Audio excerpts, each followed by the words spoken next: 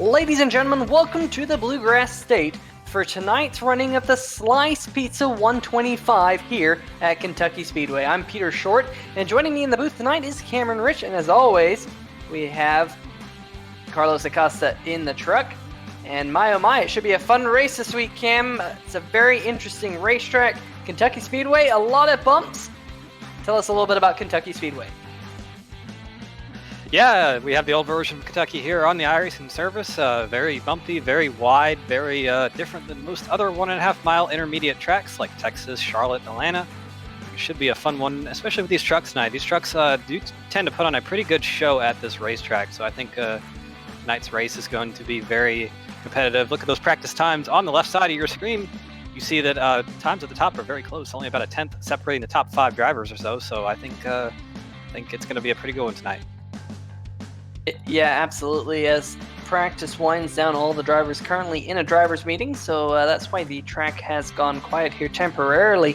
But nonetheless, Cameron, yeah, it definitely does put on a good show here at Kentucky Speedway. We saw a great show here earlier in the year in the Premier Series side of things when the Cup Series took their turn here around this 1.5 mile racetrack with the 00 Jared Mogard taking that win, but he has no opportunity to do the double here tonight because you won't see the 00 so far. It looks like he will have to take a provisional this week. So we'll definitely not see that 00 machine in victory lane. Of course, he's always a contender. A couple of these drivers will be out there thinking, maybe I can get to victory lane here at Kentucky and, get to victory lane, have some fun, get a win. But nonetheless, let's take a look at the points, speaking of the season, because we have some interesting stuff happening in the points. And, of course, the points are being led by the 00, Jared Mogart. But, of course, him not being here tonight will allow Evan Black. He will be able to catch up just a little bit. Won't be able to take the points lead here tonight because Mogart's got such an insurmountable lead, 165 points ahead of Evan. Corey Silva currently sitting third in points. Will Worsler fourth.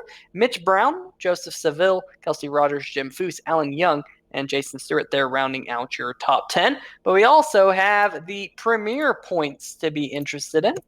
Oh, excuse me, that was the Premier points. These are the Truck Series points.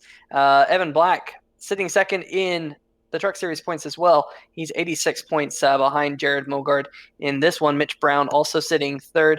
Will Worsler fourth. Devin Serra fifth. He dropped 2 spots after last week's race.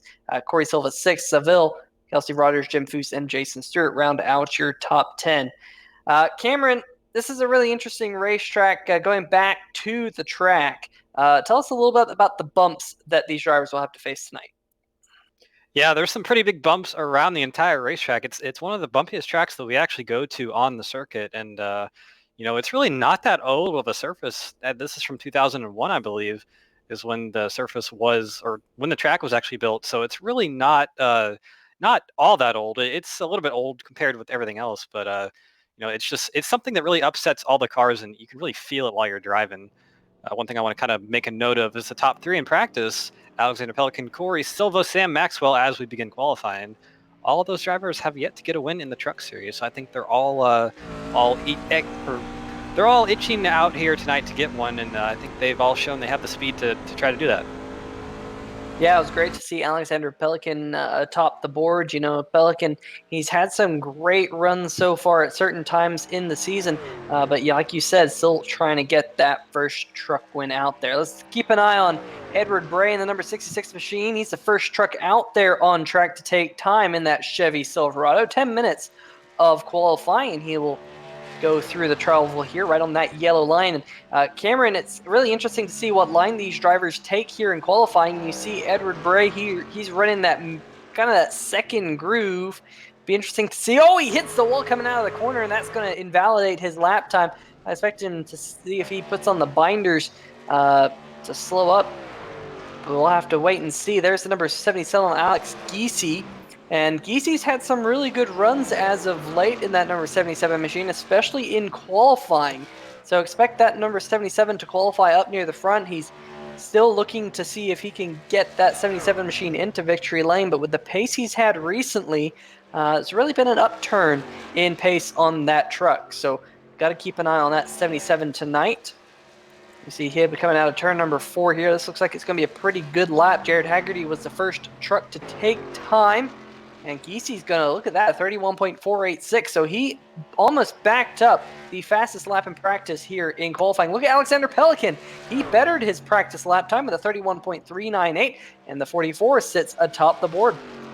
Yeah, it's the first 31.3 second bracket lap we've seen tonight. So definitely that number 44, excuse me, showing a lot of speed right here tonight. Here's Jim Foose crossing the line right now. Let's see where he goes.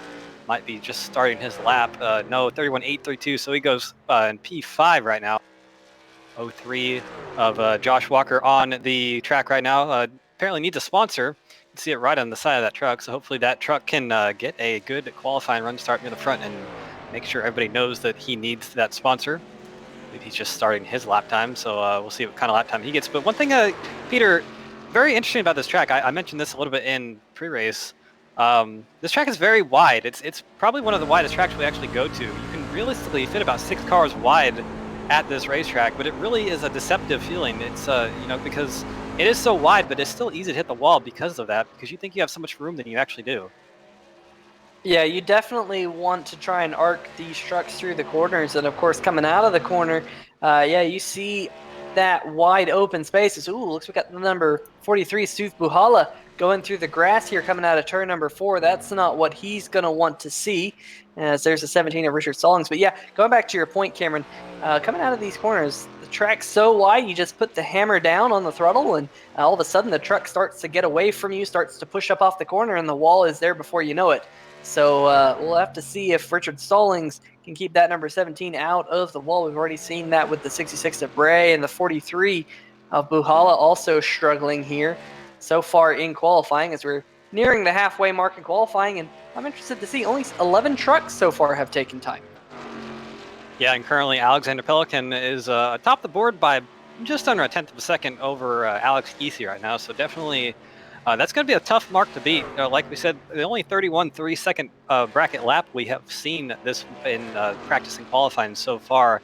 So definitely, he's going out there and setting a pretty high bar for everyone to come out and beat. Here's Brian Yazik in the 55. See if he can maybe improve on that a little bit. He goes P number 2 with a 31.450. So just a little bit quicker than Alex Giesi, but not enough to usurp Alexander Pelican's pole run as of yet. Yeah, and that was a tenth of a second pickup from Yazik's practice lap time. Here's the number 24 machine, Alan Young, out there on the circuit coming out of turn number 4. We'll get to see what he does here. Coming to the line, let's see if he was on his outlap or not. Looks like he was on his outlap. So let's see if we can ride on board with him here as he goes through turns number 1 and 2 into 3 and 4. You see that outside wall there. He gets right up close to it, halfway down the backstretch now. And look at this wide arc that he takes off into turn number 3. Going back to your point, Cameron, just the wide arc that you have here at Kentucky Speedway, keeping as much momentum as you can in the machine through the corner so you can get that launch onto the straightaway. As Alan Young comes to the line, he's going to put that truck into the 8th position out of the 15 trucks that have taken time. And look at the top of the board, that has changed. Will Worsler with a 31.317, and we saw Worsler be very, very fast here earlier this year in the Cup Series side of things, trying to back that up here once again in the truck. Absolutely. 3 poles for Worsler on the season so far in the Truck Series, and definitely that is a really fast lap time, almost in the 31.2 second bracket, just a couple 1,000ths slower than that. And that's by far the quickest lap we have seen all weekend. It'd be an even harder one to beat than Pelicans was before, but see him get right up next to that wall on his second lap. Not really going to be any faster, obviously, just because those tires are well past their use-by date. Probably just getting a little bit extra practice in. No harm, no foul. There are 4 minutes to go in qualifying, though. Got 15 trucks that have taken time, and looks like a couple drivers in that 31.3 second bracket, a couple in the 31.4, but times not as close as they were in practice. So it definitely will be interesting to see how quickly these guys can get in the race. Yeah, and do want to make note that Will Worsler in that number 29 machine, he actually scored the pole for the Cup Series race earlier this year, but he wasn't able to back that up with a great finish, finishing 15th in that SMS Cup Series race. but he's trying to get that W here tonight in the Sam Maxwell Customs Truck Series. Want to make mention of our race sponsor here tonight, of course, Slyce Pizza out of St. Petersburg area. If you are ever finding yourself in St. Petersburg, Tampa Bay area, go check them out. I've seen some pictures of that place on Facebook, and that place looks pretty darn sweet. Some good views from there, and of course, pizza. Who doesn't like pizza, Cameron? I don't know. You know, I'm pretty hungry myself, actually, so I'm actually cooking some food right now. Hopefully, I could definitely go for some pizza right now. Doesn't look like there's too much activity on the track right now. Gonna probably run out this last 2 minutes of qualifying and probably hold station on our field unless anyone decides to go out and try to get a lap time in at the end. Of course, we do see that sometimes. You know, the track changing is a thing on iRacing now, so definitely, you know, you can probably get a degree or two of different track temperature if you wait a little bit. But of course, this is a night race through and through, so I don't think that's going to be too much of an issue. And so it's just going to be interesting to see if anyone decides to go out for a last-minute lap time, about 2 minutes to go in qualifying now. Yeah, there was a lot of penalties this week from our last race. Quite a few drivers received strikes last week. I believe that we only have one driver serving a race suspension. That would be Brandon Krutz in the number 93, who won't be here tonight. A couple of other drivers, like I said, Jason Stewart, Brandon Stokes, Chris Lane, Jeremy Banning, Richard Stallings, Lee Staples, Troy Haight, Jim Foose, Steve Buhala, all receiving a strike from the last race. Misspoke there. Lee Staples was just a minor violation, but all the others were strikes or racecraft penalties. So that might be what's playing into the fact that we only have 15 trucks to take time tonight, although we did see a couple of other trucks struggle in qualifying with the wall or the grass. It'd be interesting to see if that rears its head during the race as well. But do want to give a shout out to Kelsey Rogers. He's at the Slinger Nationals tonight. Pretty cool to go to an event like that. Definitely, you know, you want to have your sim races here and there, but sometimes there are things outside of sim racing that you are going to want to go to. And Slinger Nationals, that would be one of them for sure. Absolutely, and especially I think certain Matt Kenseth is racing in that race, so pretty big event in the Midwest for that. So it'd be cool to see Matt Kenseth do something. He was always one of my favorite drivers when he raced in Cup. A little bit sad to see him retire the way he did, but you know, good to see him. He's still racing a little bit, and you know, definitely good to see when the drivers that retire go out and race other things, and especially, you know, local short tracks and stuff like that. But about 15 seconds left in qualifying. I think we can safely call Will Wursler our pole winner for tonight, and that's really no surprise. He was the winner last time out at Chicagoland, and Chicagoland, kind of a similar track to Kentucky, a little bit more banking at that track, but they both opened in the same year, and they both have somewhat bumpy, old-ish surfaces. So, you know, a lot of what you can learn at this racetrack, you can definitely take over to Chicagoland as well. Oh yeah, absolutely. And of course, you know, Alexander Pelican, who really he showed a lot of speed early on in the season, hasn't been racing, you know, as often as he was earlier this year, but nonetheless, he's going to be starting on the outside pole, so that's a great qualifying spot for him. And what about Brian Yazik in the number 55, another driver that we haven't seen much of as of late, up near the front, so that's pretty cool. Absolutely, and I think this race is probably going to be a little bit wide open. You know, this track does promote good side-by-side racing just because of the nature of the track surface and the bumps and everything, and these trucks always put on a good show everywhere. So we'll go ahead and get your grid sorted out for you real quick. Well, we're still your pole sitter for tonight in a Chevrolet. Next to him, the Toyota of Alexander Pelican and that number 44 machine. Got Brian Yazik in third place. He's going to be starting on the inside of row number 2, and Alex Easy, the number 77, on the outside. Corey Silva and Tim Knott comprise row number 3. We've got Tyler Seville and Alan Young in row number 4. And your last of the top 10 are going to be Chris Titus and Jimmy McKee. Go ahead, Peter. Yeah, on row number 6, we got the number 6 of Jared Haggerty, and to his outside, the number 42 of Jim Foose. And let me tell you, Jim Foose in that Menards number 42, that's a green truck. He's been talking all week about how green racing cars don't have the best of luck, so let's keep an eye on 42. Hopefully he can have some good luck tonight. On row number 7, we got the 03 of Josh Wire looking for a sponsor, and to his outside, the number 17 of Richard Stallings.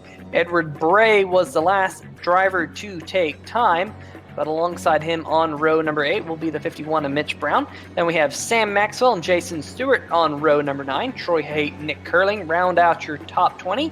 Blackjack position, the number 18 of Doug Mullins, Chris Lane 22nd.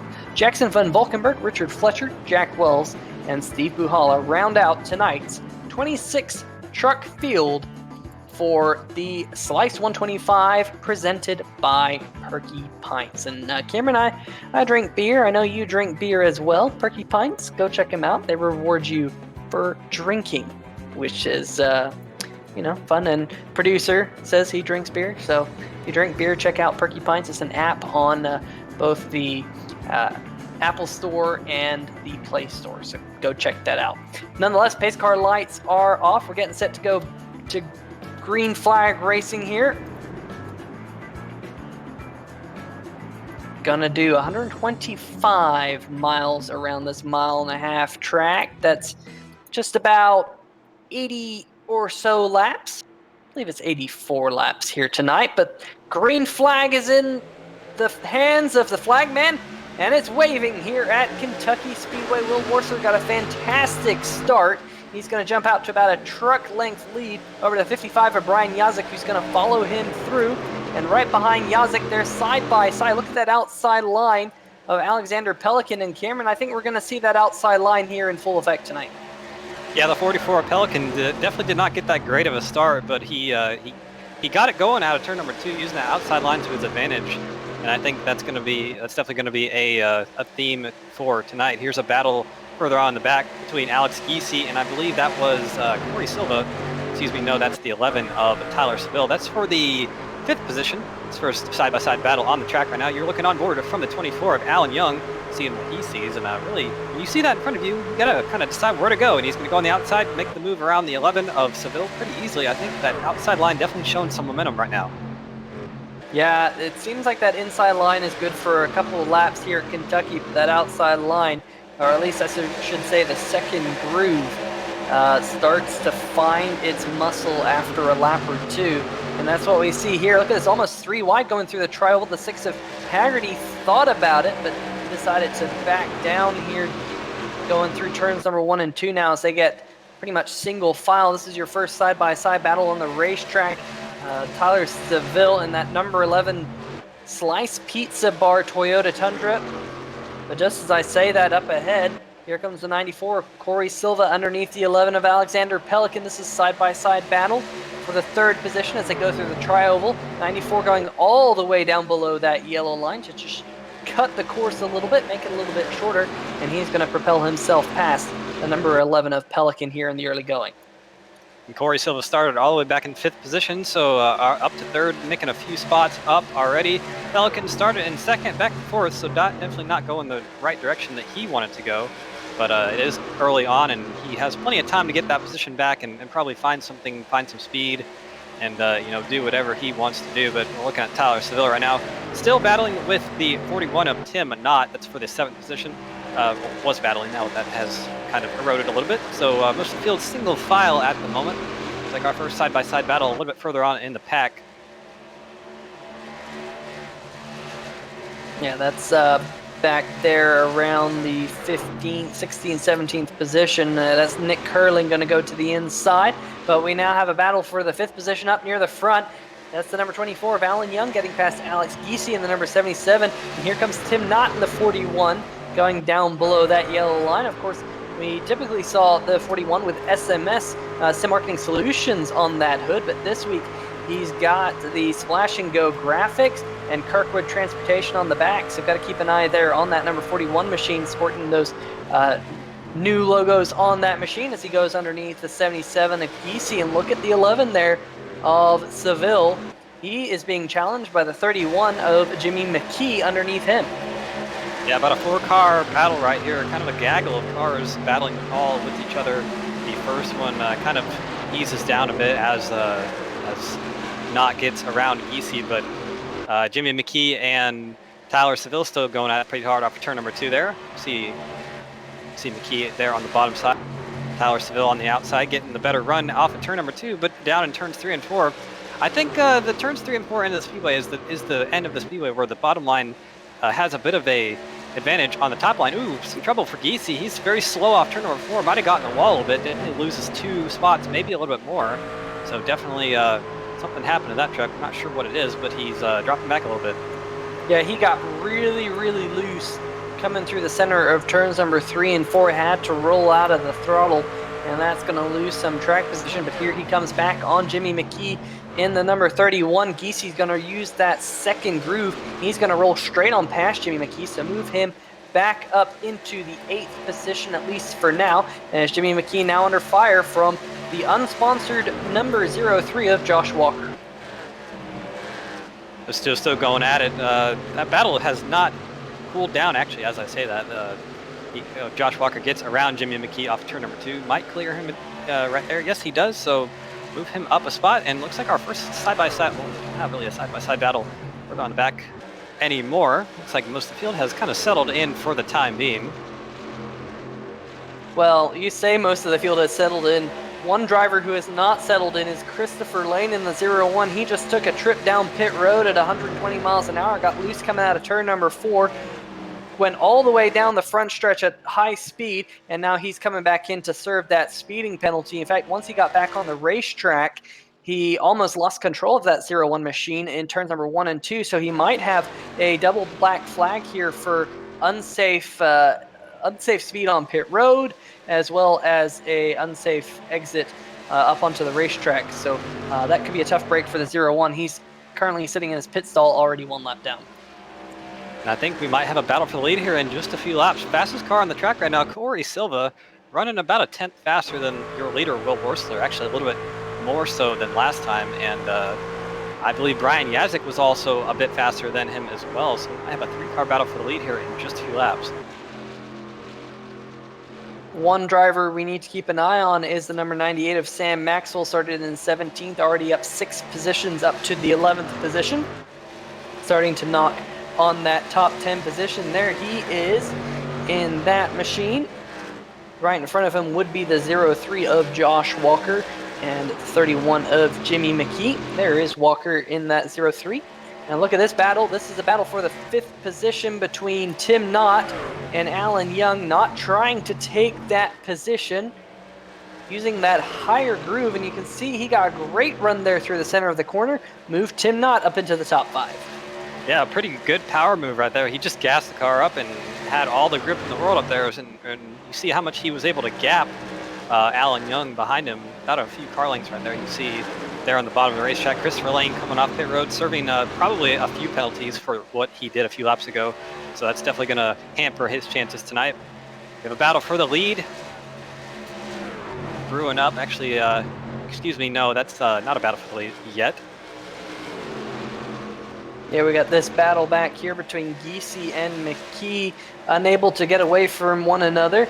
McKee's been able to get that position back from Giese, so Giese slid back to 9th, McKee up to 8th, and look at this, on board with Josh Walker in the 03. He's trying to see if he can make a move on that number 77. The 77's way loose right in front of him. You see, Giese had to save it, went down the racetrack. That's going to allow a couple more trucks by on the high side.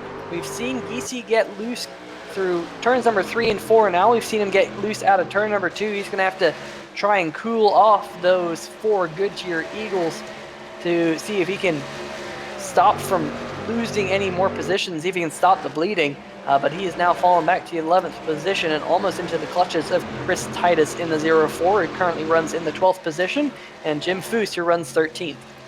And Giese is going to have to be careful with that, because once you get those rear tires overheated just a little bit after getting loose a few times, they really don't come back to you. So you know, once they kind of go, they're not going to come back, and that car is just going to start driving worse and worse. So he really needs to try to cool off those rear tires as best he can at this point, and kind of just you know, chill a little bit. We got battle for the lead here. Will Worsler, Brian Yazik going side by, excuse me, that's for second place.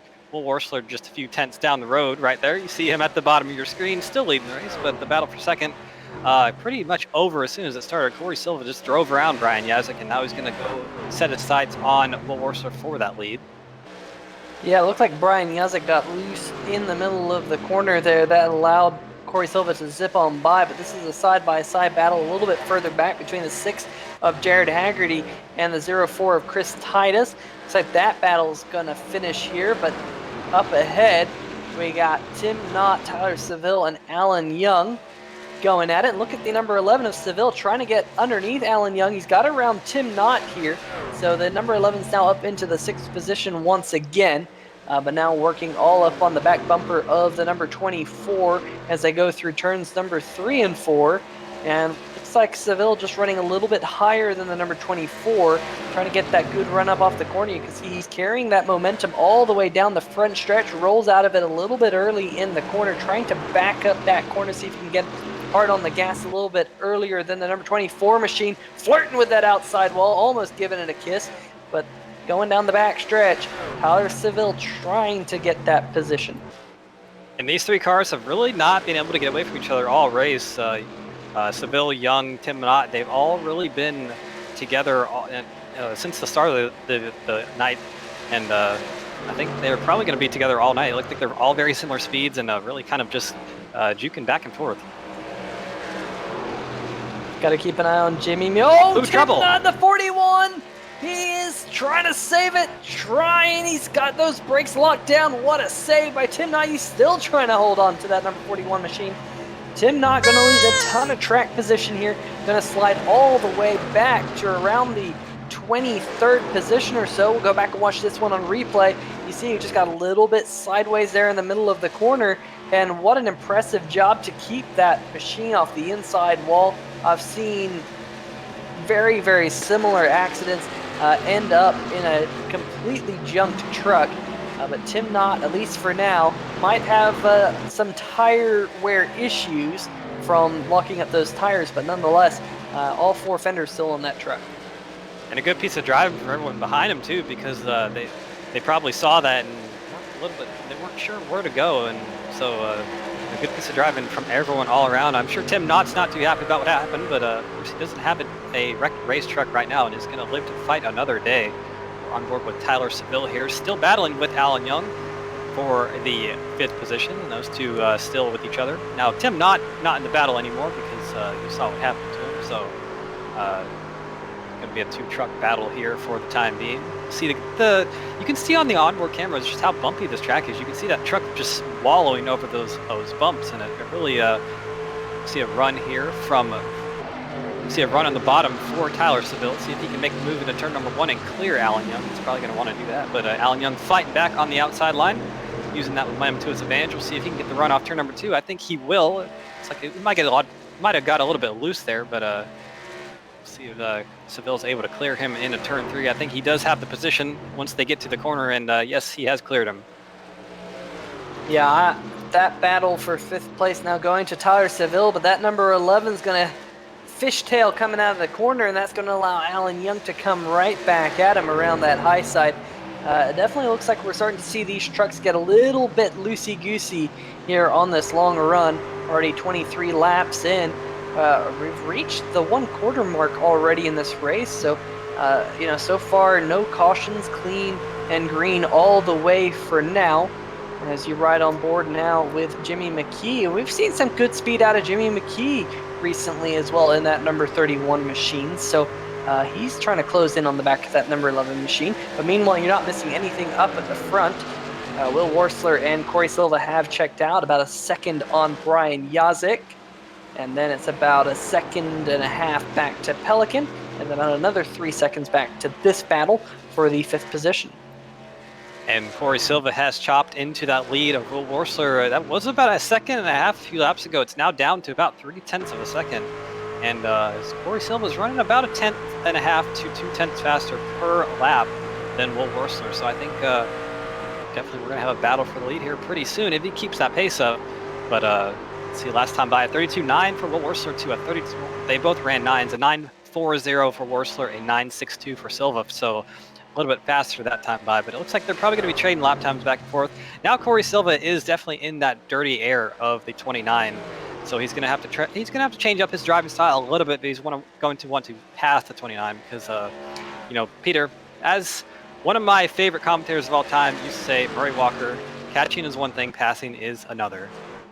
Yeah, and because this racetrack is so wide and you carry so much speed through the middle of the corner, when you're tucked up behind another truck, for whatever reason, this racetrack, for me personally, I believe that the aero wash is worse at this track than most other racetracks. And I think it's just because you're carrying so much speed through the apex of the corner, and you can feel that aero wash. Your truck will get tight up off the corner, and there's really nothing you can do then except for try a different line where the truck in front of you is not, to see if you can get that extra downforce on the nose, to see if you can get that run up off the corner. But in fact, I think that's what we're starting to see here out of Corey Silva. I think he might be thinking about seeing if he can back up his corner a little bit, run a slightly different line to see if he can get that run on the number 29 machine.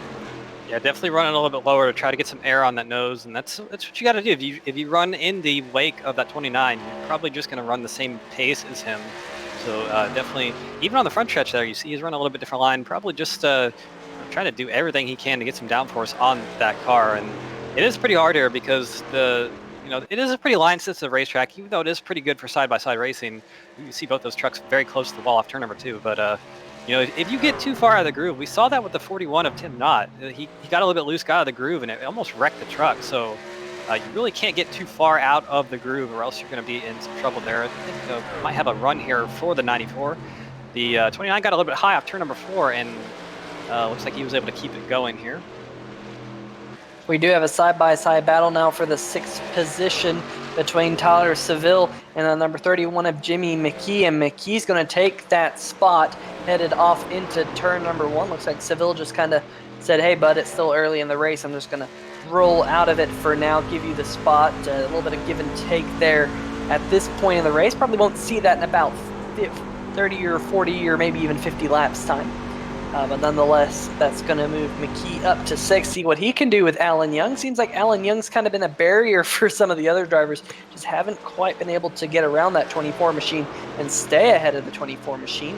But back at the front, still the same story. The 94 Corey Silva following that number 29 ever so closely. They do have some lap traffic right in front of them. That would be the number 47 of Richard Fletcher. He is on the cusp of going one lap down. But some good battles on this racetrack, pretty much all the way through the field. There's, a couple cars together in some form of battle.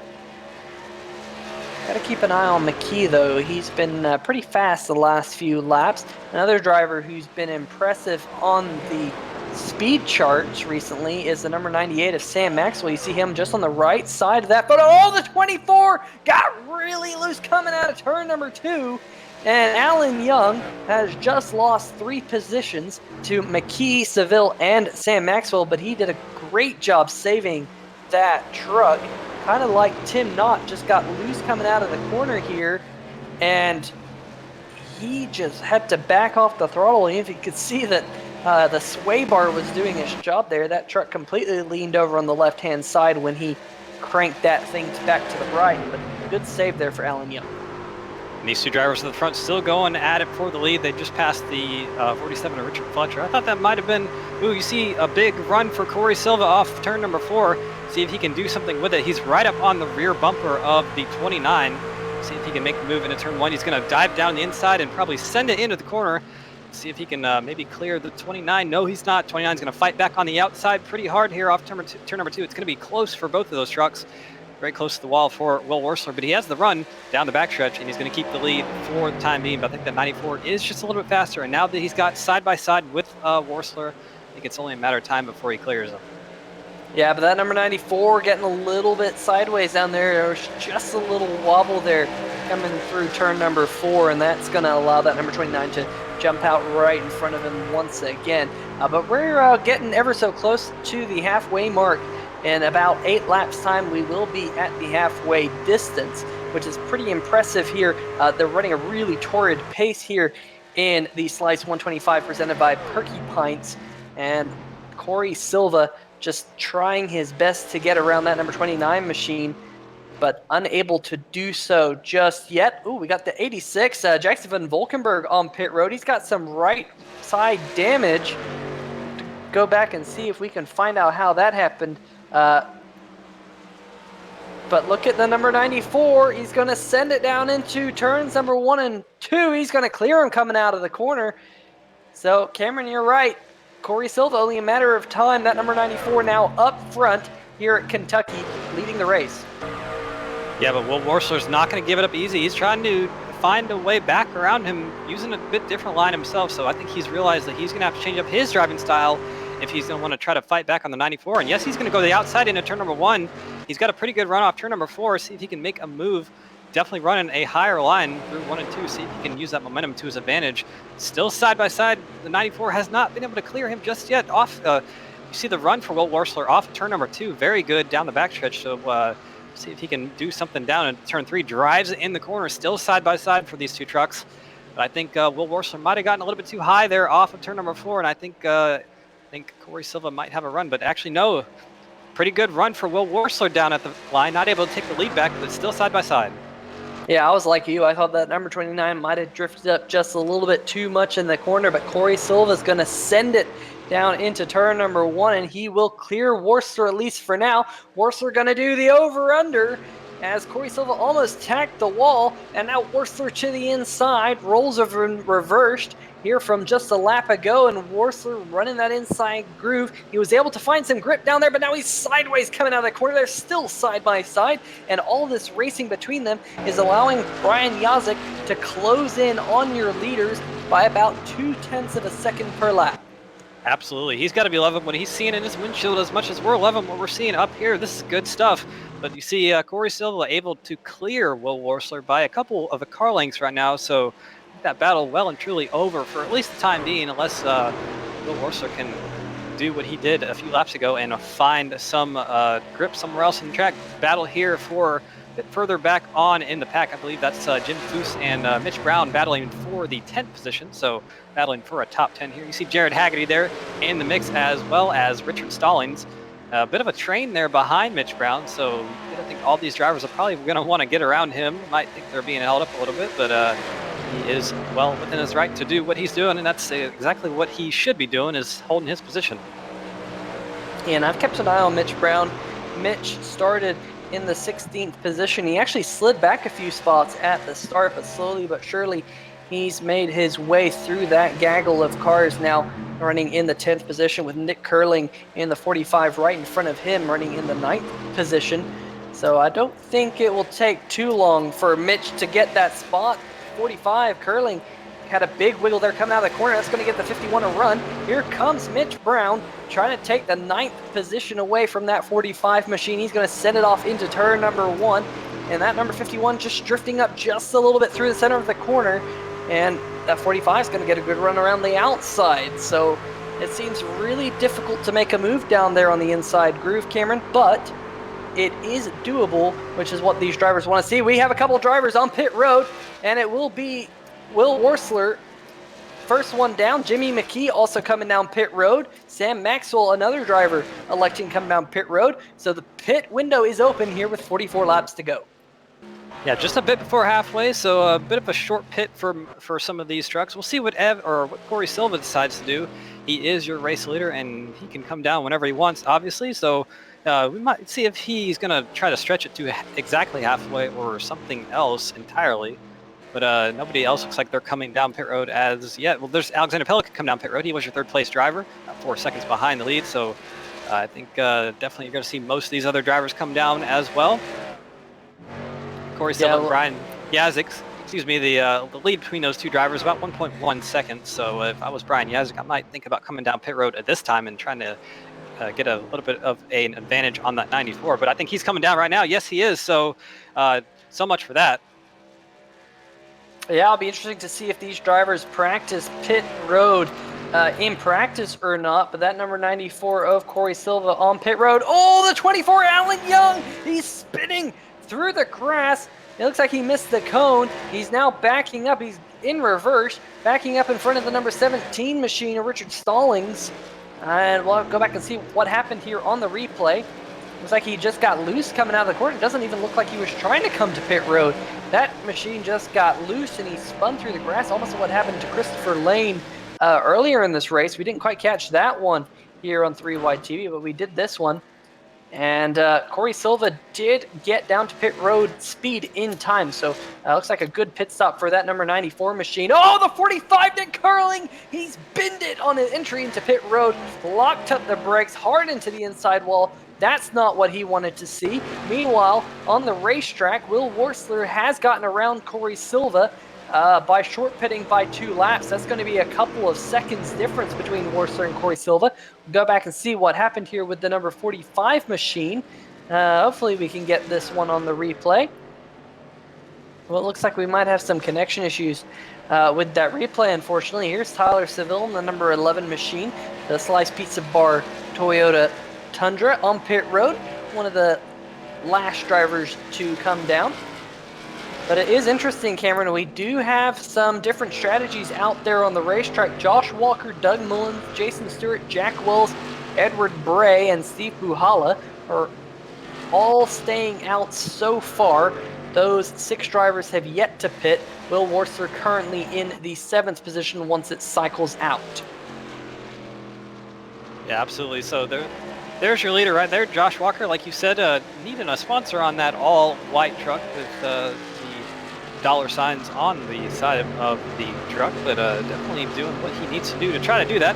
Out there in the lead, playing some pit strategy. We'll see how long he can stay out. I'm not exactly sure what the fuel window for these trucks is exactly, for running it out of fuel, but it's definitely not a bad strategy to try that. If you're further on the back, you might as well go ahead and try it, see if you can get a caution, because that would help you massively.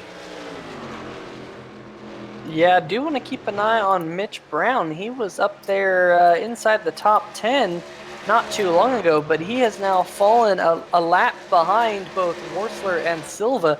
So I can only think that Mitch Brown had a poor pit stop, or maybe missed pit road or something, or maybe got caught speeding or something like that, because he had an exceptionally long pit time. So that is a tough break for that number 51 machine currently running in the 21st position. I could only assume a penalty. Yeah, looks like he had a 30-second pit stop time, so definitely a penalty there. There's Tyler Seville going around the 03 of Josh Walker on those newer tires and lapping himself, so definitely the cycle's going through at this point, and I think Josh is going to stay out there until that truck is on fumes. Doesn't look like he has any inclination of coming down pit road right now. You see a couple of trucks in front of him. Those are all trucks that have recently unlapped themselves. Tyler Seville, Alex Easy. That is a battle for the currently the 14th position, but we'll move up the order once the cycles do roll through. I believe there's about 5 trucks that have stayed out on the racetrack right now. Josh Walker, Jason Stewart, Jack Wells, Ed Braid, Steve Bahala, all yet to pit. And Will Worsler, your effective leader once they pit, has about 2 seconds on Corey Silva. So yeah, like you said, Peter, definitely showing that new tire difference by short pitting a little bit over the 94. Look at this 3 wide on entry into turn number 1. That number 29 machine getting around Doug Mullins in the number 18 Slyce Pizza Bar Toyota Tundra, as well as Jackson Van Volkenberg in the number 86. Van Volkenberg, right side damage on that machine, made contact with the wall coming out of turn number 2, probably almost 20 laps ago now, and he's definitely suffering down on speed versus the trucks around him. But I'm keeping an eye on the difference between Corey Silva and your race leader, Will Worsler. Last time by, Worsler was about 0.3 of a second slower than Corey Silva. That would be the effective battle for the race lead. Of course, we saw Silva get around Worsler there towards the end of that last run. But nonetheless, your race leader is on pit road. Josh Walker in the 03 is going to bring a couple of other trucks down. There's the number 66 of Edward Bray, one of those drivers on pit road, as well as Jack Wells in the 06. And there is your new race leader, Jason Stewart, staying out there on the racetrack. It'll be interesting to see how many more laps he will be able to take that Toyota Tundra around this joint before he himself comes down pit road.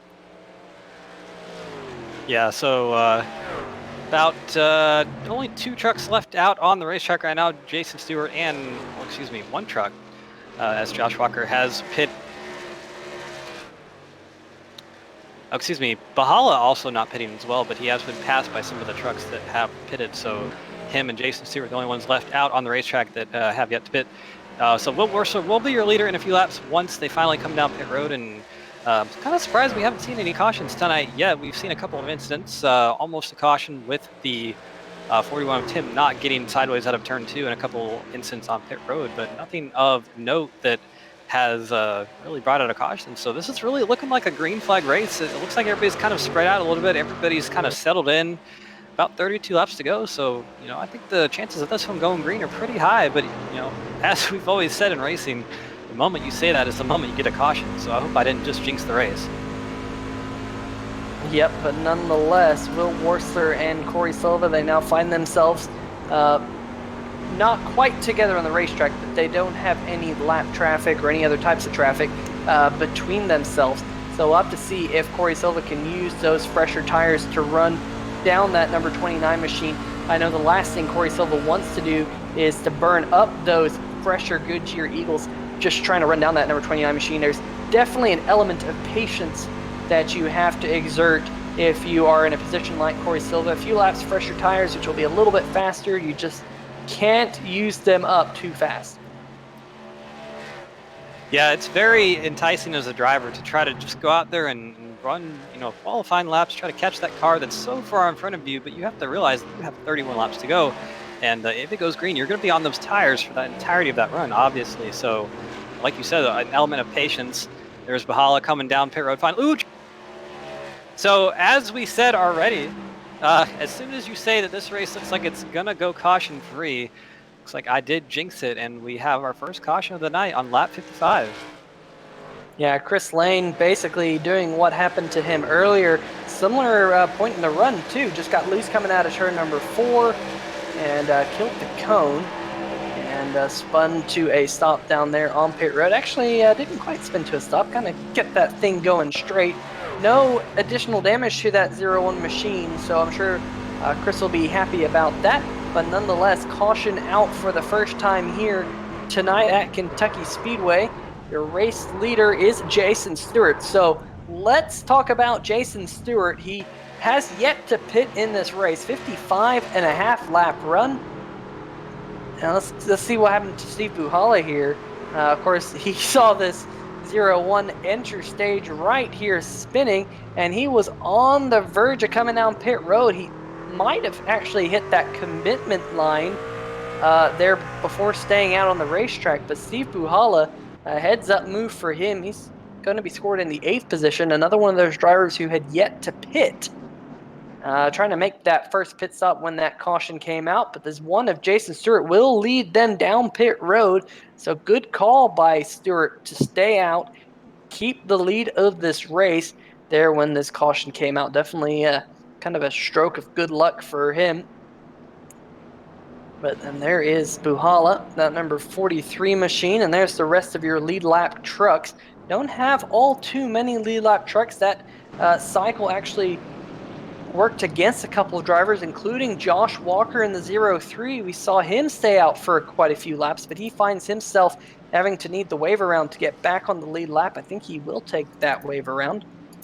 Actually, no, excuse me. Josh Walker is your lucky dog, so he just lucked out as the race off pit road is going to be won by the 1 of Jason Stewart. And looks like the number 29 of Will Worsler is actually going to lose the spot to Corey Silva on pit road. So Corey Silva will restart in 2nd. Yazik, I'm trying to figure out whether Yazik beat the number 29. No, Yazik did not beat the number 29. So Yazik will restart 4th, and the 29 will restart in the 3rd position. But nonetheless, interesting change of events here at Kentucky Speedway. And I believe we're going to try and talk to driver of that number 1 machine, Jason Stewart, here. See if we can get dial him up here in the 3-wide TV booth. Jason Stewart, Peter Short, you got a copy, bud? Yeah, I got a copy. All right, man. That was a fantastic call to stay out there. You got lucky with that caution, but nonetheless, you're leading this race. You gonna be able to stay up front? Yeah, Corey and Will are gonna blow right by me. I'm gonna try to stay in top 10 now. I think that's where top 10, top 15, where we should. One question that I have, and there was a couple drivers who did not take qualifying time, but what about you? Why did you not take qualifying time? I figured it was gonna be a crash fest, but obviously I was wrong. Well, playing it safe, you know, you were back in the pack, but you definitely moved that one truck up in the pack, able to make that move and take that lead under that long green flag run with that great call. You know, you got 27 laps to go. How are you going to be able to stay in the top 10? You got any plans up your sleeve? Yeah, I think this is where the cautions are gonna come in, so it's gonna try to just hold it steady and not get caught up in one of them, and I think we can finish in. Yeah, it's kind of been interesting. We've seen a couple drivers have issues here tonight, and we finally had our first caution there, a single truck spin. It looks like these trucks get a little bit slippery after a few laps out there. What's your take? Yeah, it's really slippery. You can run high, tighten it up, and then the high side will get loose. And move down, it's tightens it up, then it gets loose. It's just where everybody's running, it'll get loose when the heat gets into that. Interesting to hear that. That's something you don't hear all too often, kind of line dependence. But nonetheless, the race car lights are off. We're going to get set to go back to green flag racing here in just a lap. So best of luck, Jason. Hopefully we get to talk to you a little bit later. All right, thank you. All right. Well, ladies and gentlemen, that was driver of the number one machine, your race leader here at Kentucky Speedway, Jason Stewart, with that fantastic call to stay out on 55 lap tires, and he's going to assume the race lead here and lead us back to green flag. And Cameron, we got Corey Silver in front of Will Wurzler once again. Green flag getting set to come out. The one thinks that it's going to become a crash fest. This could get exciting. Absolutely, and I think I think that 55, Brian Yazik's probably seen a bit of an opportunity for him in this part of the race. If that number one doesn't get going well or something like that, I think he sees an opportunity to fight up there with the 94 for the. And nonetheless, pace car lights are off. We're going to get set to go back to battle around this mile-and-a-half racetrack. 25 laps to go once the green flag is thrown. And there it is, hard on the loud pedal, is that number one machine of Jason Sturdy. Got a great restart, about a truck length advantage over the number 29 of Will Wurzler, who is going to get back by the number 94, but here comes the 29 on the inside, hard charging. He gets a little bit loose coming out of the corner. We're side by side, we're 3 wide, we're 4 wide down the back stretch. Then the number 94 of Corey Silva is going to jump out in front. Brian Yazik on the inside, Wurzler getting loose. Going to go from first to third in just about a quarter of a lap, but now he's going to do battle with the number 55, Brian Yazik, trying to get one of those positions back, but we're 3 wide right behind him. The number 44, Alexander Pelican, in the middle of a sandwich. There's the number 98 to his inside. That's Sam Maxwell, of course, not sporting the Sam Maxwell Customs scheme this week, but it is the Sam Maxwell Customs Truck Series, so he's trying to get a good result. And Wurzler still trying to fend off that number 1 from Jason Stewart. Almost contact there, the number 98 there in the middle of the corner, washing out just a little bit. Pelican had to make some evasive maneuvers there, and he's to the outside of the 77 of Giese. Good to see Giese. He's starting to work his way back up into the 7th position as they go through turns number 1 and 2. But Jason Stewart trying to keep that high side wound up, and honestly, I think, you know, he's just trying to save some tire, but we're now 3 wide once again down the back stretch. That 1 on the high side, 98 on the inside. Well, the 1's going to back out of it here. Just going to let those other trucks go. But now, side by side, the 44 of Alexander Pelican, the number 98, Sam Maxwell, down on the insides there, going through the tri-oval. This is a battle for the 5th position. I highlighted Sam Maxwell earlier in the race, saying that he had worked his way through a good gaggle of traffic, but now he finds himself here in the top 5 with 22 laps to go. And Cameron, that restart was crazy. Absolutely. You don't see. I said that in the pre-race that this track is wide enough for about 6 cars, but seeing 4 wide is pretty crazy on the restart like that. But like you said, we might have a battle for the lead here. Brian Yazik has not let that 94 get away. There's Sam Maxwell in 5th place. Got about 6 trucks behind him looking to take his spot, doing a good job of fending all of them off. And that goes all the way back to about the 9th position or so. So a bunch of hungry trucks to try to get in that top 5 position that is held by Sam Maxwell himself. Losing a bit of time off the 29 of Will Worsler, so I think those top 4 cars are probably your fastest ones here tonight. Jimmy McKee, somebody we talked about earlier, hanging around the top 5. He's got himself up to 3rd position, about 0.7 of a second behind the race leader, but doing a very good job up there at the front so far. Yeah, keep an eye on that bright red number 77 machine. Giese smacked the wall a lap ago, and it seems like he's been struggling with that truck ever since. So if you catch an eye of that number 77, keep an eye out for him. But yeah, up at the front, Yazik trying to close in on that number 94, unable to do so just yet. There's about a truck length and a half that separate those top 2. There is a side-by-side battle now for the 5th position between Pelican and Sam Maxwell. And Pelican trying to take that position back from that number 98 machine, but Maxwell's holding tough on the high side. Once again, that high side is quite strong tonight. Great to see all this side-by-side racing. Cameron, I really think that the fact that that high groove is working so well has led to a lot of green flag racing. Absolutely, because you aren't pinned at the bottom, so you really don't have to run down there where your truck gets loose. Oh, that battle for 5th is very tight. The 98 and 44 almost made contact there in turn number 1. We're going to see Sam Maxwell get a pretty good run down the backstretch, see if he can maybe clear the 44 into turn 3. I don't think he's going to quite be able to do it. Actually, yes, he was able to do it pretty easily. Drove it deep into the corner, and he's going to hold on to the 5th position for the time being. But definitely, when you can take your truck somewhere else on the racetrack and not be confined to one line, it definitely helps with the green flag racing. And you know, we heard Jason Stewart talk about this is where the cautions are going to come. They haven't come yet, and it's good to see that we've had so much green flag racing here and so much good battling as well, as we see another battle here between Jared Haggerty and Alex Giese for the 7th position. Yeah, you see that right side damage on that number 77 machine that he accrued just a few laps ago. Now has the number 11 of Tyler Seville to his outside in that Slyce Pizza Bar machine.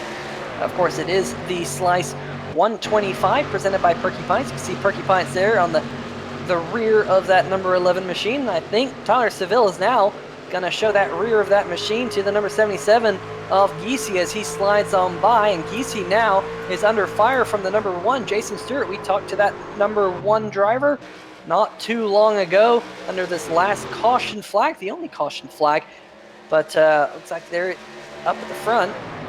Yazik has closed in on Silva ever so slightly. Those 2 drivers trading fastest laps back and forth, and Yazik definitely not going away without a fight. No, we have about 15 laps to go, so it's definitely absolutely go time for everyone. I think Brian Yazik, he's got a pretty good opportunity to try to capture this win. He's got a very fast truck, maybe not as fast as the 94. It's about 5 seconds behind him on that long run, but a much shorter run here to the end. And I think that he smells blood, definitely, so I think he's going to try to capitalize as much as he can. We saw when Corey Silva was behind Will Worcester that it was pretty difficult to pass. Yazik gets really loose there coming out of turn number 2. Had to check up, and that number 94 is going to disappear off into the distance. All that work that Yazik had done to close in on Corey Silva's back bumper, and now he's going to have to reset and close back in on Corey to see if he can make a move. But that's definitely a tough break for the number 55. Just going to have to reset and go back at him. We have a battle for 7th here. Jared Haggerty and Tyler Saville going at it. Tyler Saville on the inside, Jared Haggerty on the outside. I think Saville's going to clear Haggerty off of turn number 2. Does it pretty easily, and we'll see if Alex Giese wants to get in this battle. Ooh, some trouble in back. Somebody got loose. I think that was the one of Jason Stewart. The truck very sideways. I was able to save it. He lost position, though. We saw you saw the 41 of Tim Knott get around Jason Stewart. We saw him sideways early on in this race. Was able to actually a pretty good recovery for him to get all the way back to up to the 11th position. Might be looking for a top 10, but still a 4-car battle here for that 7th position. So all these trucks going at it pretty hard, getting close to 10 laps to go. Yep, there's no side-by-side battles in front of this one. This is the best battle on the racetrack for now.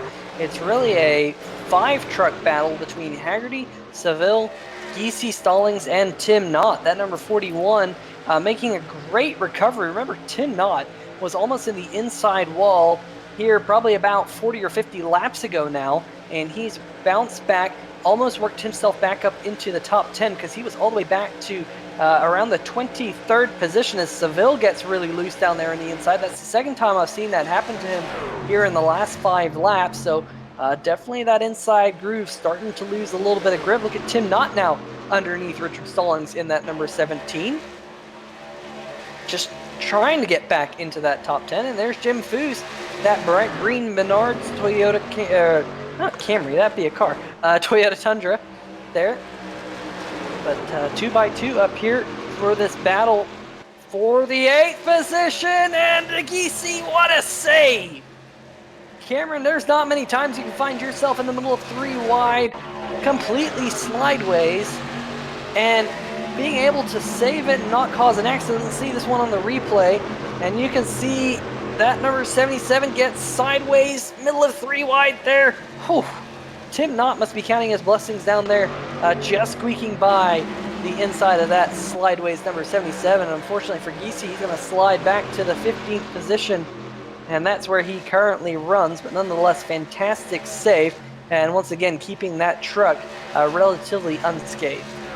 Absolutely, and that definitely was a very impressive piece of driving for Alex Giese.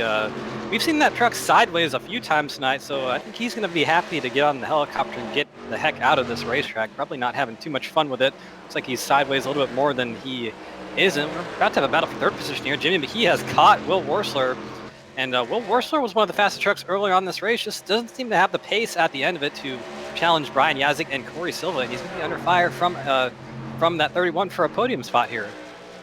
Yeah, I was actually just about to mention that because, like you said, that number 29 was super fast early in this race and just hasn't been able to keep up with the 55 and the 94 on this run.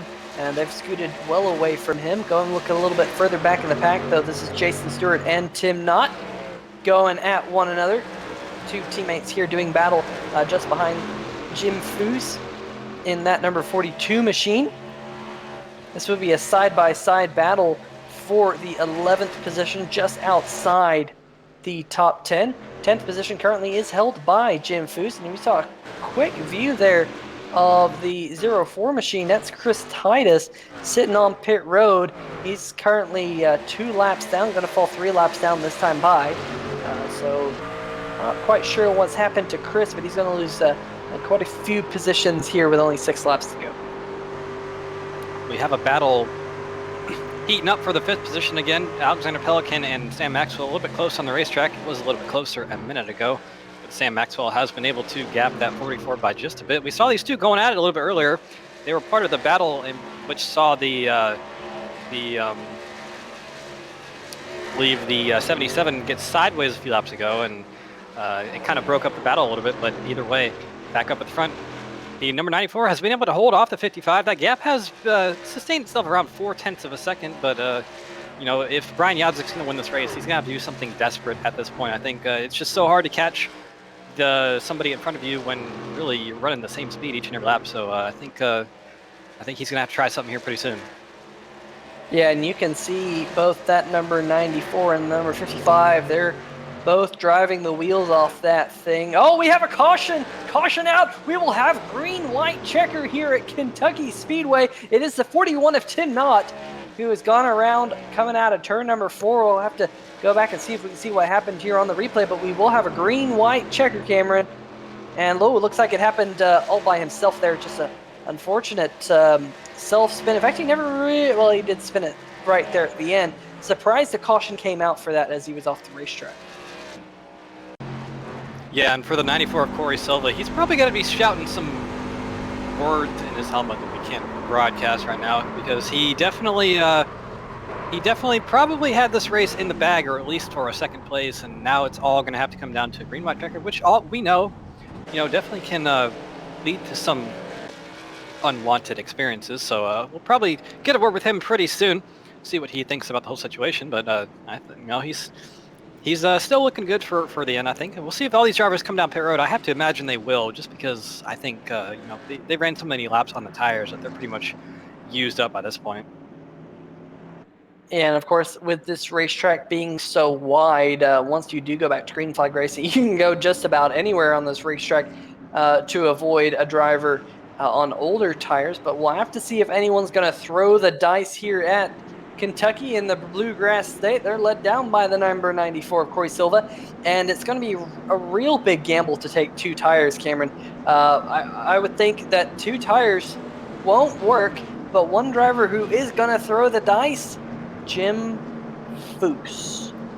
Ladies and gentlemen, Jim Foose staying out on the racetrack.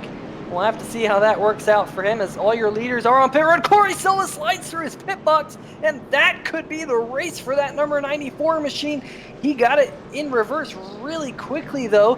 We'll have to see. It looks like the 77 of Giese also not quite able to get into his pit box. We'll see who wins this race off pit road, and it will be who is it going to be? I think it's the 29 of Will Worsler who wins the race off pit road. Yazik will be the second truck off pit road. And Richard Stallings in the number 17 machine had a 10.9 second stop, so 2 tires on that number 17. Couple different strategy calls, but one driver right there in the shot, Jim Foose, staying out and will lead us back to green flag, assuming he doesn't come down pit road this time. Let's see if we can get driver in the number 94, Corey Silva. Peter Short, you got a copy? I do. Well, Corey, I think your voice says it all. What was going through your head when that caution came out? I don't know if you guys know Rutgers Kev, the YouTuber. He used to say, "Why me?" And that's exactly what I said to myself. I just don't get. I keep getting these races in my favor. I get them set up, and it comes down to this kind of thing. So, I mean, we're not going to win. We'll see what we can get, but another one choked away. Well, don't say you're not going to win, because we still have 2 laps plus 3 attempts at a green-white checker. You never know exactly what's going to happen here, but nonetheless, a lot of pace out of that truck here tonight.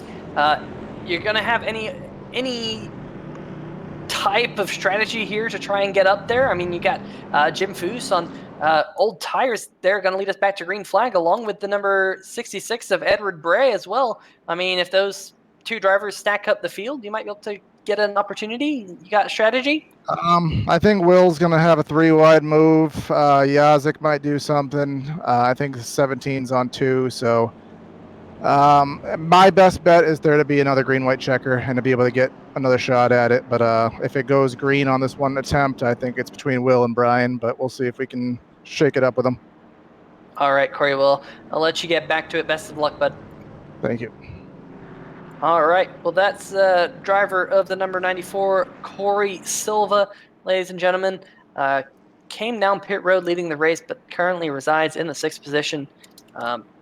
Tough caution to swallow. Cameron, I know we've all been there right at the end of the race, and now he's only got one. Well, he does have a couple of opportunities if we get a couple of green-white checkers, but, he in his mind, he's got one shot. Absolutely, and I want to kind of remind everybody that we raced this track early on in the year with the Cup cars, and we had a similar situation, a caution at the end of the race where people stayed out and people were all on different strategies, and I believe there was a huge wreck off of turn number 4 there. So I think most of the drivers probably remembering that, and I don't think this one's going to be over for a little bit, because I think we might see another caution. Well, only time will tell. Pace car lights are off. Just about 3/4 of a mile until we're back to green flag racing there. Driver number 42, Jim Foose, to his outside, the 66 of Edward Bray. He also stayed out, so I thought Will Worsler would be second on this restart, but he is not. It's Edward Bray to the outside, the number 42. And Cameron, that front row all not taking tires. They could see some wheel spin. They could stack up this second row and allow drivers like Stallings and Corey Silva to possibly get this win. And I think if I was Will Worsler, I think I would be happy about my chances right now because he's starting behind the control car, Jim Foose, and I think this restart will be absolutely what decides this race. Jim Foose away, green flag is out. Looks like everybody gets a pretty good restart. No wheel spin for most of the pack. Those two drivers that took no tires on the pit stop away pretty well, but Will Worsler has already gotten past Edward Bray into turn number 1, so I think that truck is going to be flying. I think he might be the favorite to win at this point. He's gotten by everybody he needs to get by, but Corey Silva making a very aggressive move on the outside around Brian Yazik. He knows that he might have lost this race, so I think that we're going to have another caution.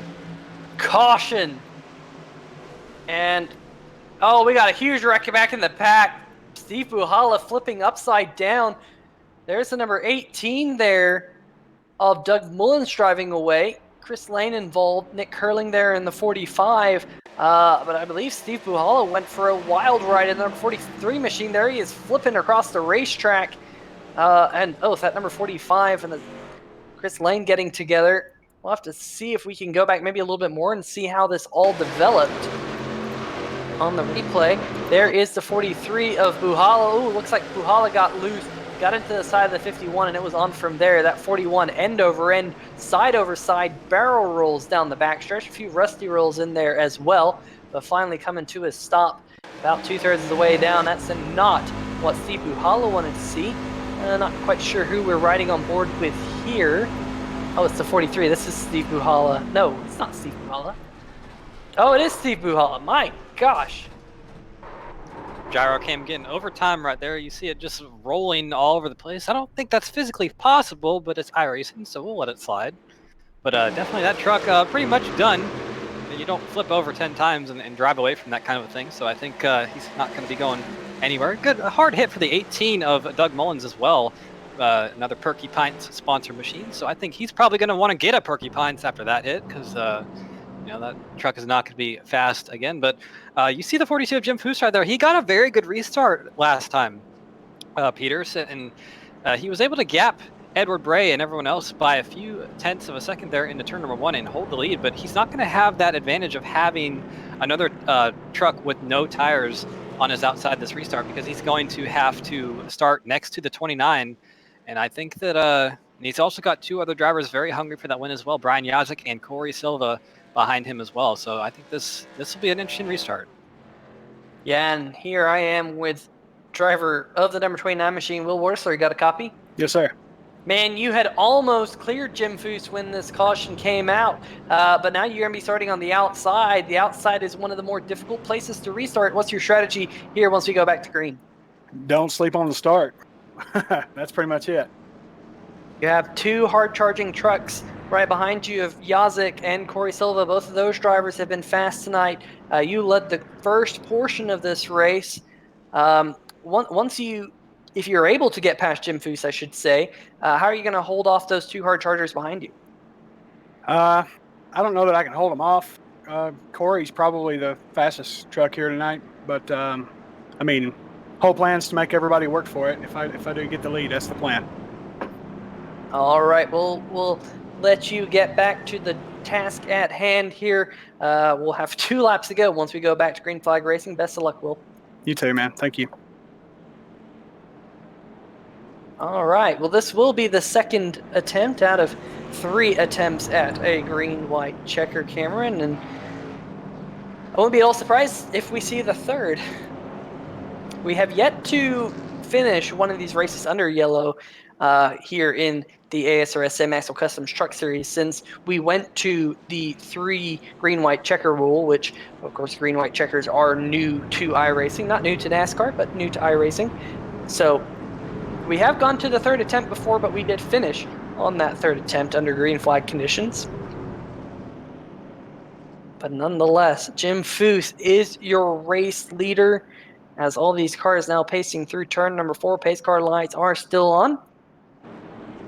And one thing I want to make a note of, 4 of the top 5 drivers right now, Jim Foose, Brian Yazik, Corey Silva, and Richard Stallings, all being winless on the season so far. So a lot of drivers up there who have an opportunity to get their first win of the night. The only driver who has one is Will Worsler. So I think we might see some push come into shove with those drivers as well, trying to get the first win of the. Yeah, you heard that dejection in Corey Silva's voice. I mean, he has been so fast in that number 94 truck all season long, but yet has not been able to get to victory lane just yet. And I know he was really hoping that tonight was his night, as he does each and every week, because he just hasn't been able to get that truck to victory lane, which is quite shocking with his pace. But nonetheless, pace car lights are off. We'll go back to green flag with the green-white checker. There you can see Jim Foose on the left-hand side of your screen, 28 laps on those tires.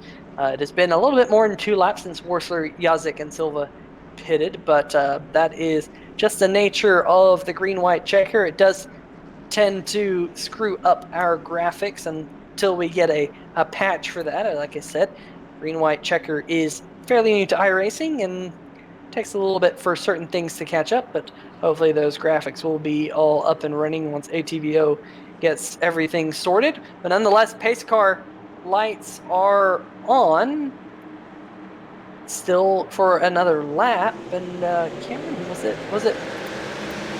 No, pace car is off. Nonetheless, Green. I don't know what happened. Pace car lights are off. We're back to green flag racing. I must have been a lap behind or something. That was really strange. Nonetheless, Jim Foose has taken off. And Will Worsler behind him got a good restart, good enough to hold off Brian Yazik.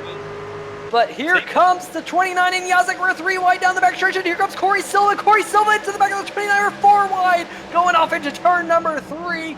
94 on the inside, Worsler in the middle. Yazik all the way up top. Yazik going over those bumps. Yazik's going to get over the contact. Number 94 to 90. No caution, just in caution. And I think that's going to end our race right there because the white flag was displayed to Will Worsler. We're not going to get another attempt at a green-white checker. I think we will go back to green flag racing because it wasn't the new iRacing update. Even when the white flag is shown, if the caution comes out before the car reaches the last lap, you still get the green-white checker. That was a huge wreck. Well, we can go back and watch the replay of it. There's Tim Knott in the 41. I think, Cameron, we will go back because even though the white flag was displayed, he hadn't crossed the start-finish line when the caution flag came out. And that's just a tough break for Corey Silva there. I mean, that's not what he wanted to see. Absolutely, and he made a daring move 4 wide on the backstretch. He got a block thrown on him by Will Worsler. He had every right to do that, and at the end of the race, of course, you have to expect that. But there's some contact there with the 55 and sends them both spinning into the inside grass. Corey Silva definitely getting the worst of that, tapping the inside wall just a little bit there and going through the 43 of Steve Bahala's ghosted truck. Both drivers just kind of going for a slide, but they definitely are not going to be able to win this race now because they are at the back of the pack. So just hard racing there at the end of the race. You kind of had to expect that, and I'm surprised nobody else hit that. Ooh, 55, actually, yeah, somebody did hit him right there, so I thought he got out of it unscathed, but definitely some contact there. Pretty hard contact, too. I'm not sure who that was that hit him, but it's going to be a bit hurt after that one. Yeah, Richard Stallings in the number 17 got a good chunk of damage, but he's currently being scored in the 2nd position just of how, just when the caution flag came out. So pretty interesting to see that Stallings will restart this race 2nd. We will go back to green flag racing for the last attempt at green-white checker. Jimmy McKee in the 31 machine. We talked about him earlier. He kind of drifted off the map for a while, but now Jimmy McKee sits in the 3rd position. And what about Alexander Pelican, just behind Jim Foose? He's in the 5th position on 4 fresh tires. And what about Jim Foose? Made that call to stay out, and so far it's working out for that number 42 Menards Toyota Tundra. He's said that green cars usually don't pan out. What about green trucks, Jim? Maybe green trucks have a little bit different luck because so far it's working out for that number 42 machine. Troy Haight, that's the driver we haven't really talked about all race long. In fact, I don't think I've mentioned Troy Haight, but he is at a really quiet race, was kind of around the 15th position for most of this race. Now he finds himself in the 6th position, and Jason Stewart, He led this race for a while after he stayed out on a long green flag run. He's up into the 7th position. Alex Giese with some right side damage running in 8th. Mitch Brown 9th. And Alan Young rounds out your top 10 in that number 24 machine. Of course, Alan Young, I believe, got a penalty for a pit road entry issue, and he's now worked himself back up to 10th. So let's see if we can dial up driver of the number 31 machine, Jimmy McKee here, and see if we can grab his thoughts. Jimmy McKee, Peter Short here in the 3Y TV booth. You got a copy? Yeah. Well, man, oh man, these cautions have worked out in your favor. You've had a really fast truck tonight, worked your way up into the top 5 earlier on. It kind of slid back just a little bit, but these cautions have worked to your favor. Like I said, you're now up into the 3rd position. How are you going to get up around the number 17 and the number 29 right in front of you? I don't know. Will's pretty fast. I know I'm faster than 17 because I think he took 2 tires, so I should be able to get by him, but Will's going to be tough. Well, hopefully you can put on a show for us here. We're going to get set to go green flag racing here in a lap. Pace car lights are off, so we'll let you get back to it. Best of luck here in this last shootout. Appreciate it. All right. Well, that is your 3rd place runner, Jimmy McKee. He thinks he can get around the number 17 here with just 2 laps to go. I wouldn't be at all surprised because Richard Stallings in the 17 received a decent amount of damage there after making contact with Jim Foose and also the 55 of Brian Yazik. So that'll be interesting to see if that number 17 with all that damage is able to hold position or not once we go back to green flag racing. But it's also going to be interesting to see if Jim Foose on those old tires will be able to keep a top 5 spot. So a couple storylines here, Cameron. Who's your pick? You know, I want to watch 31 of Jimmy McKee, who we just talked to, because he's in a pretty good position. He started right behind the leader, so I think he does have the advantage over the 17 as well as having fresher tires. So I would be pretty happy about my chances if I were him. Pace car now headed down pit road. I am live this time for this restart, but nonetheless, Will Worcester hard on the loud pedal. He's going to get a huge jump here once we go back to green flag. And Jimmy McKee, he is going to get past the number 17. So McKee has, contact there between the 17 and the 44. We're 3 wide now. And look at Jim Foose running the high side in that number 42. So Foose is going to lose a spot to the 44, but he's going to get around the 17. Contact behind. Huge wreck. We're still green flag racing. No caution. Giese sliding through the grass down the back stretch where we're still 3 wide in the middle of the corner. Nothing happening up at the front. It's 29-31 and then the 44, but we're now 4 wide through the trail. Well, look at this craziness. Jim Foose has lost a ton of positions on those older tires. They're 3 wide going off into the corner. You can see that gaggle of cars looking out back of Will Worcester's machine. Sideways.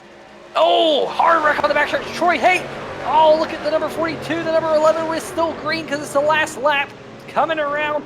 Turns number 3 and 4. It will be the number 29 of Will Worcester. Huge accident on the back stretch, but nonetheless, Worcester will take the win. Look at this battle for second. McKee through the grass. He will get the 2nd position, I do believe, over Pelican by 31 thousandths of a second.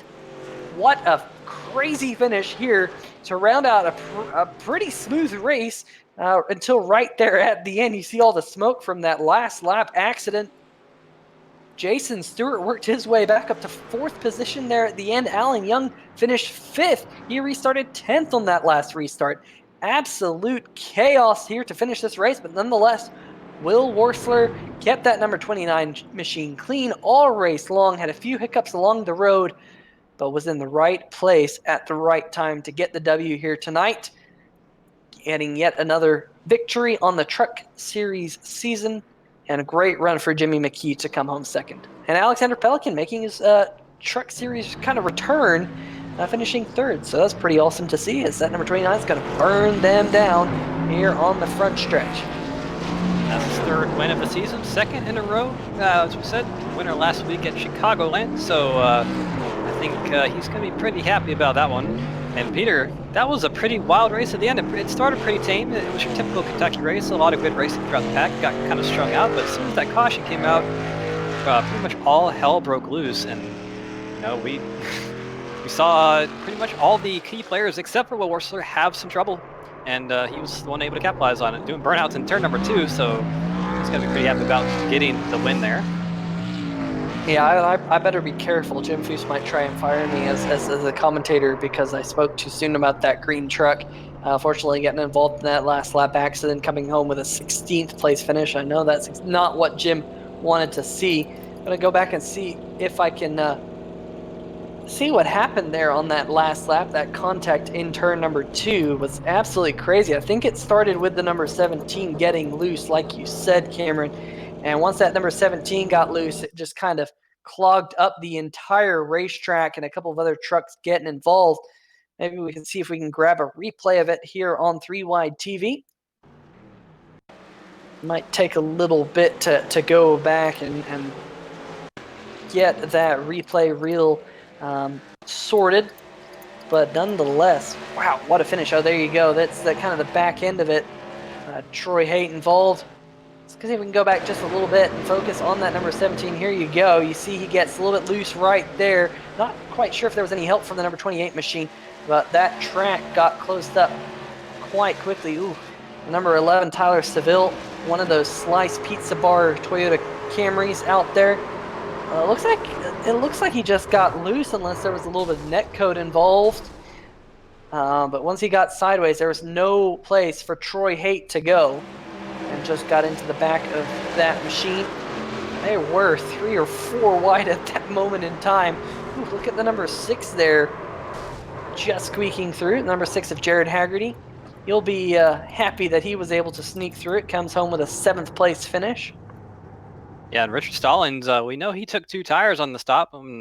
That tends to make the truck or car or whatever you're driving a little bit looser. So might have just lost the rear end right there because of the different mechanical grip characteristics of having those tires on the truck. And you saw what happened. They were about 4 wide, 3 wide, 4 wide all over the track. And just when that happens, there's just really nowhere to go, Peter. Absolutely. Well, let's see if we can dial up some of these interviews. We will be talking to at least your 3rd place, 2nd place, and 1st place finishers here tonight, if they can join us here. So far, only seeing a couple of them.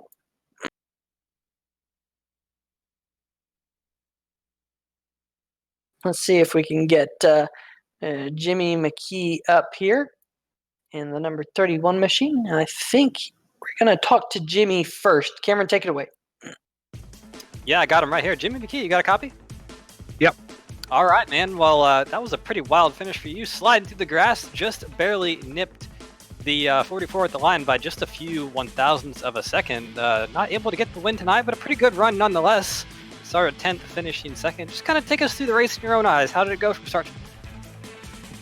Well, I mean, these things were looser than can be, that's for sure. But it was a fun night. I like these tracks with the old surfaces. It makes you really have to work for what you want to get. So I had a blast tonight. Wish we were 1 position better.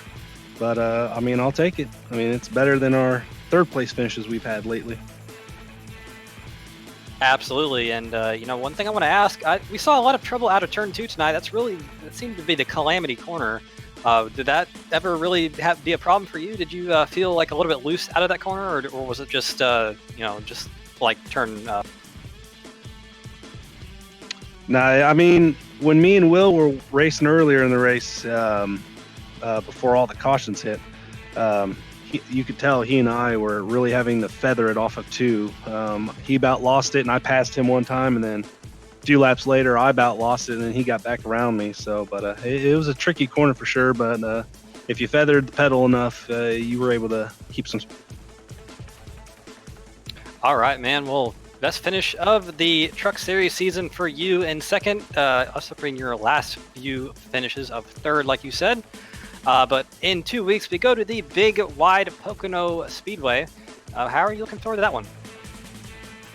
I love Pocono. I'm from Indiana, so my favorite track's Indianapolis, and Pocono's kind of like Indianapolis, so it's one of my favorites, and hopefully we're able to have a good run over there. All right, Jimmy. Well, appreciate you talking to us. Congrats on finishing 2nd with a pretty I got to say, a pretty impressive slide to the grass there. It's always cool to see races end like that, but a good run for you nonetheless, and hope to talk to you in 2 weeks. Appreciate it. Thank you, guys.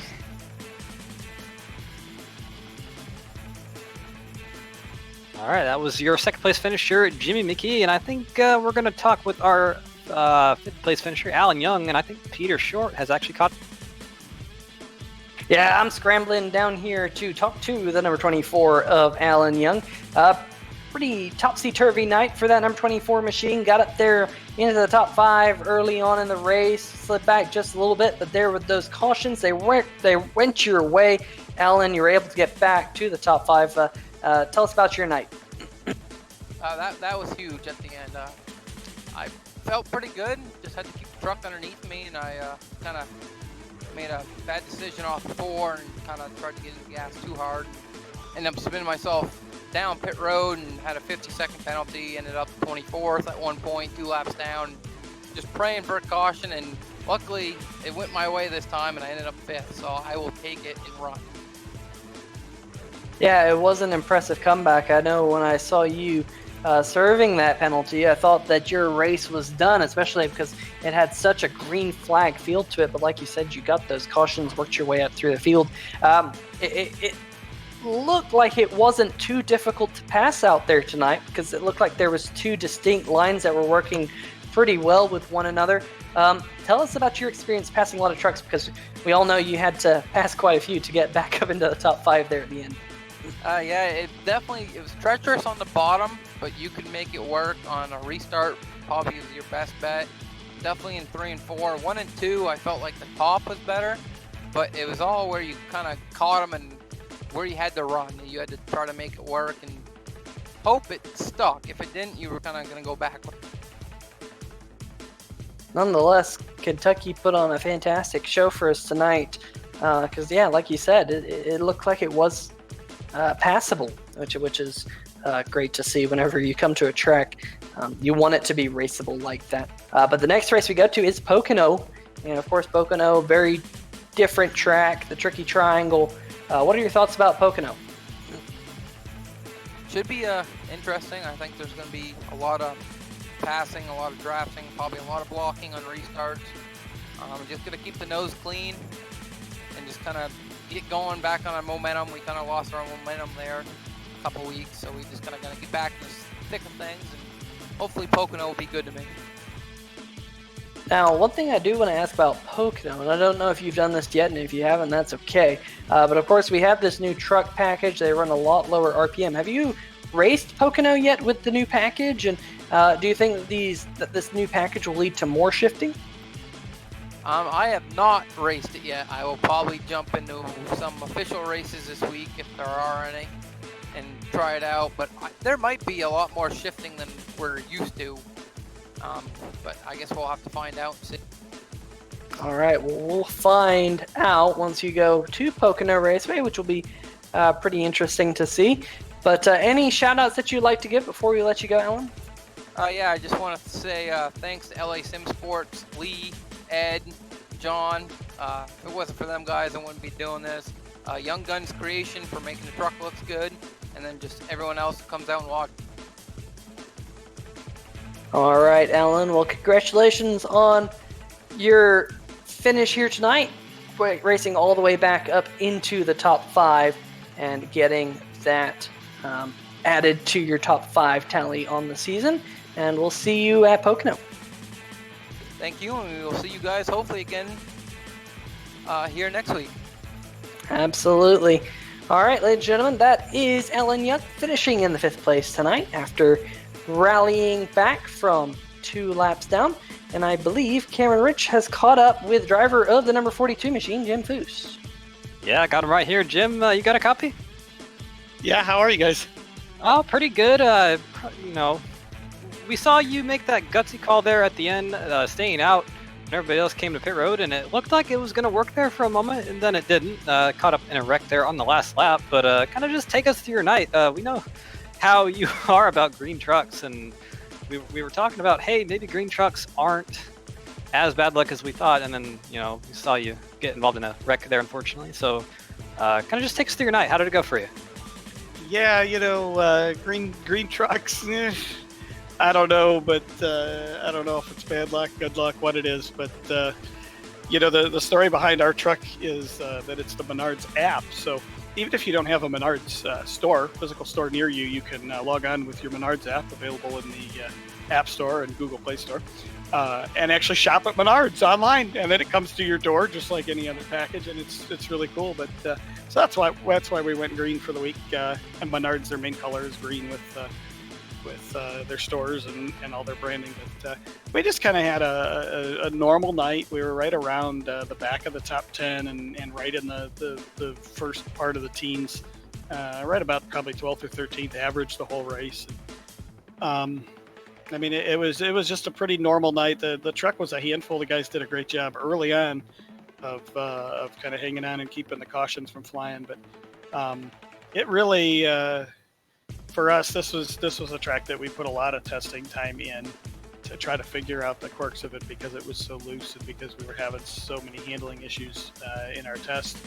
And then we get out here tonight, and once it got nighttime, we got a few laps in the race. It seemed like it started to pick up grip, and we were able to hang on a little bit better. But really, I mean, we took a gamble. It didn't pay off in the end. Obviously, we lost quite a few spots, more than what we would have by just pitting. But if we wouldn't have done it, somebody else would have. So, we're at that point where we have a little bit of a cushion between us and the cutoff for the playoffs. We can't gamble anymore, and with 3 races to go, including the wild card at Eldora, we really can't gamble. But yeah, I mean, it was just something that we tried to see if it would work out for us, and maybe steal away and lock ourselves in and just not even have to worry about it for a couple weeks. Yeah, very much. I do appreciate a good gamble myself. Being a driver myself in some other leagues, sometimes you just have to do that, and sometimes it works, sometimes it doesn't. And you gave it a good run there. Was able to hold off a bunch of fast, hard-charging trucks on 4 tires for a little while there, and definitely looked like it was going to pay off pretty well. But just circumstances happen. But either way, next week we go to the big Pocono Raceway, big triangle. I love that track myself. How are you looking forward to that one? I believe that's actually 2 weeks for us. We got the Cup cars next week over at Watkins. Yes, 2 weeks. So Watkins Glen is next on the agenda. We're not the best road racer, but we're going to go there, and we've put a few laps down just to see the Cup car characteristics. It's been about 4 years since I raced a Cup car at a road course, so it'll be a little bit of a learning process as the race begins, and we'll see where we end up. But as far as the trucks at Pocono, yeah, that's a hit or miss kind of race. I've been leading the thing and turned. I've been wrecked out of 25th. I mean, these Pocono stories all end with wrecks, I think. Absolutely, and I can tell you from personal experience, the Cup car at Watkins Glen drives completely different this year with that new package. So it's going to be probably a wrench for everybody that's going to drive it. But either way, thank you very much for talking with us, Jim. Shame that the strategy call did not work out in your favor, but definitely got that truck up at the front tonight, showed off the sponsor, showed off the greenness of it, which looks very nice, I must say. So all your trucks do. Watch these broadcasts all the time, and the 42 is always one of the nice looking trucks on track. But before we let you go, you got any shout outs for us? Yeah, I just want to thank everybody at Menards that put our deal together, and of course Maxwell, Hulko Intercon, our Toyota Tundra. Thank my dad. He's watching this thing, probably jumping up and down that I didn't just follow the herd onto pit road. American Regardless, by the way, guys, American Regardless is a veteran-owned, made in the USA company that has great apparel. Really cool stuff that they got out there, so check them out at AmericanRegardless.com, and also iRacingiFlag. By the way, guys, I tried to lobby with everybody during the race to tell them that there was lightning behind the grandstands. They didn't listen to me. Well, it is pretty hot out there tonight, and I know here it was about 90 degrees today, and heat lightning is a thing, so I would probably say that I was probably right. But either way, Jim, thank you very much for talking with us once again, and talk to you again next week and in 2 weeks with the truck. Yep, thanks, guys. All right, that was your, I believe he ended up coming home in 16th place. That was Jim Foose. And I think Peter Short has finally caught up with our winner, Mr. Will Worst. That I have, and Will Worsler, my oh my, what a crazy end to this race. But you pretty much won this race on pit road. You had a fantastic pit stop there, 4 tires. Corey Silva had a little bit of a slip up. You hit your marks perfectly, won the race off pit road. You're able to make those moves for the win before all the chaos ensued. Tell us a little bit about how that all played out there at the end. Honestly, I'm still a little fuzzy on how it all played out, man. With circumstances changing, I kept recalculating in my head my odds of winning or what I was going to be able to do. You know, if it stayed green there, Corey Silva had this race won. He's fastest truck on the long run, and that guy's luck. It's crazy how many times it can go wrong for him. But you know, then we started dealing with the green-white checkers, and first one I failed to get around Jim for the lead, and I didn't know how it was going to play out with me starting on the outside for the second one, and everything kind of just parted and fell my way, and yeah, I feel like every time I win that it needs to do that, and it somehow does that here lately more often for whatever reason. But it feels good, man, and it's fun. It's fun beating these fast guys like Corey Silva and Brian Yazik, Jimmy McKee, man. These guys know how to race, and it makes it better.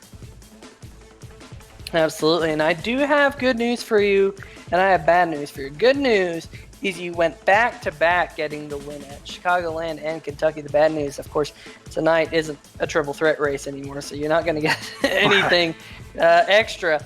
But nonetheless, back-to-back wins, of course, and we're not too far away from the run into the championship.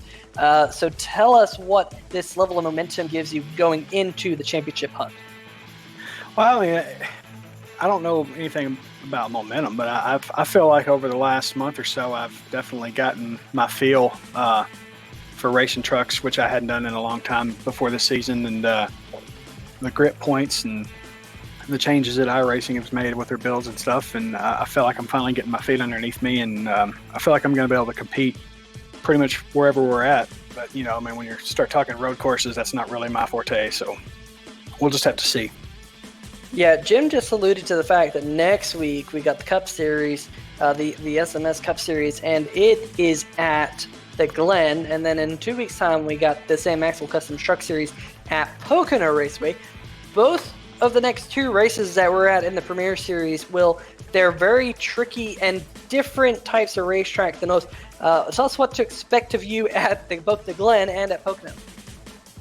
The Glen, I'm fast against guys who are like me and don't know how to race it. But when I get up against guys that are experienced road racers or whatever, I mean, I'm going to be happy if I come out of there with a top 10. I think I'd feel fortunate. And as far as Pocono goes, man, I don't know. I'm hot and cold there. Sometimes I'll go there, whether it's Cup car or I haven't raced the truck there very much, but you know, whatever asphalt vehicle I'm in, sometimes I'm fast and for whatever reason, and sometimes I'm not so good for whatever reason. Last time in the Cup car, I think I didn't do so well, so maybe I can get a little bit of redemption this time.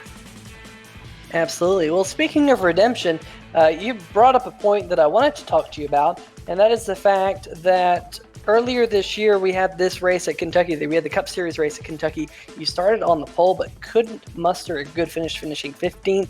But here tonight, started on the pole and come home with the win. Talk about that in terms of redemption from the what was a very promising race back at Kentucky on the Cup Series side.